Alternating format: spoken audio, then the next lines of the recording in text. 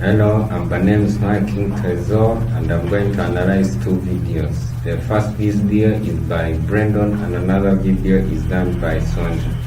Starting on Brandon's side, Brandon says that common sense, not common practice, is what should make us happy. In order to be happy, you have to use the common sense, not the common practice. He said that happiness comes from orientation towards the world. This means that you look at the past with gratitude, even if you met a lot of setbacks or any problems that will make you not feel happy at this moment. Another thing is to engage in what we do in the present. So it means love what you do whatever you are doing today with engagement and happiness.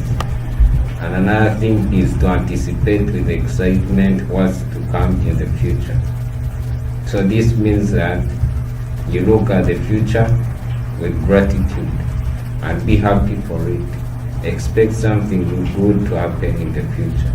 Even if you don't have something in the future that will make you happy, plan and say that I'm gonna do something nice for somebody tomorrow. He also said that in order to be happy, you should focus on your physical health. Physical health, you should sleep 8 hours a day, drink more water, take breaks. Don't sit down and do your work without taking breaks. Take breaks in order for you to be happy. And another thing is to eat more greens. He also focused on relationships. Relationships are some things that are making people happy or not happy. But in order to be happy in relationship, try to use the common sense. First of all, be patient, appreciative, and doing to the people you love, and giving them benefit. Brandon also mentioned that spirituality can also contribute in our happiness. This means that having faith in something and connecting to something larger than ourselves, this thing he meant God also can contribute in our happiness.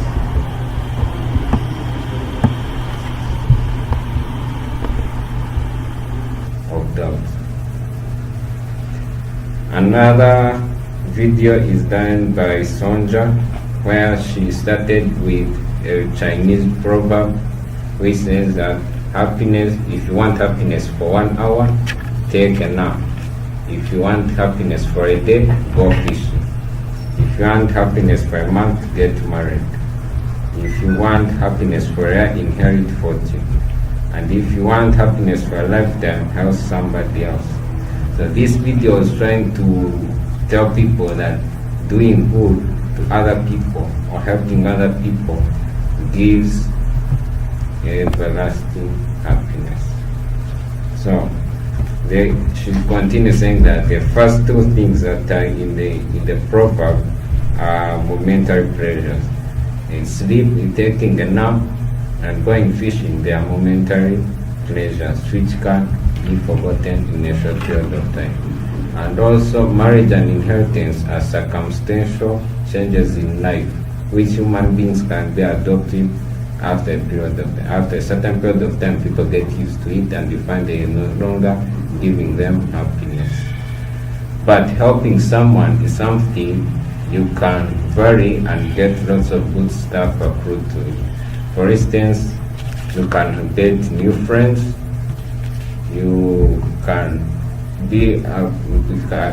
get appreciation of kindness from other people, and also that happiness you give to other people through helping them might come back to you by getting help from those people whom you helped before.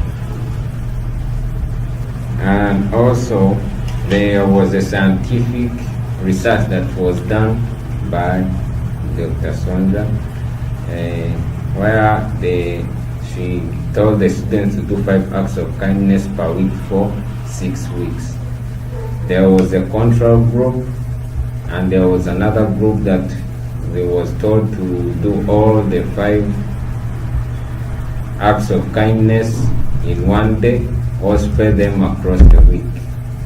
The control group didn't do anything. It seemed like they had a lot of work to do concerning the education.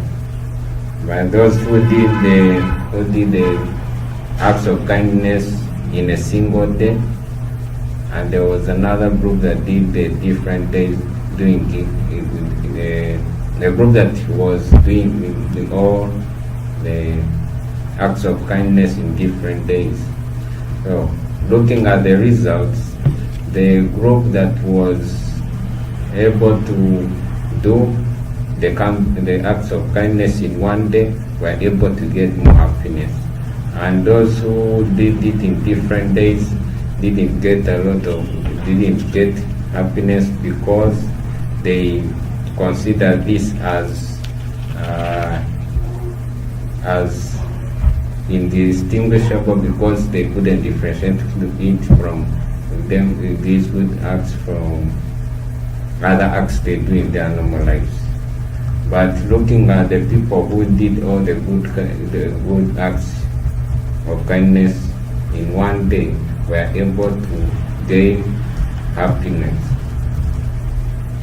Looking at these 2 videos, one of Brandon had no scientific claims because this video was focusing on normal things people normally hear everywhere, and also there was no research conducted in order to prove that what Brandon was talking about was true.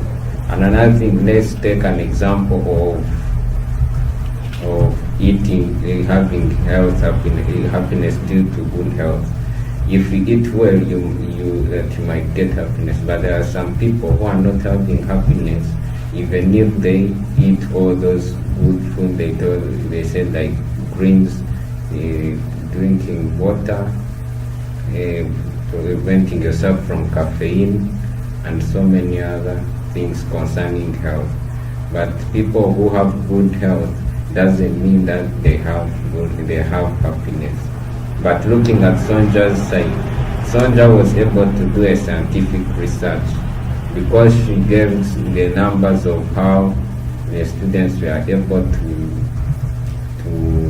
get happiness as they were doing the act of kindness.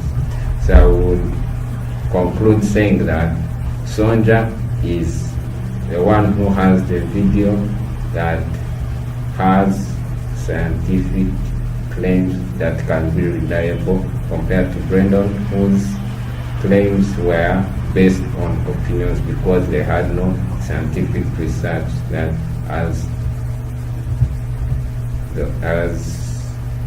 Sonja. Thank you very much.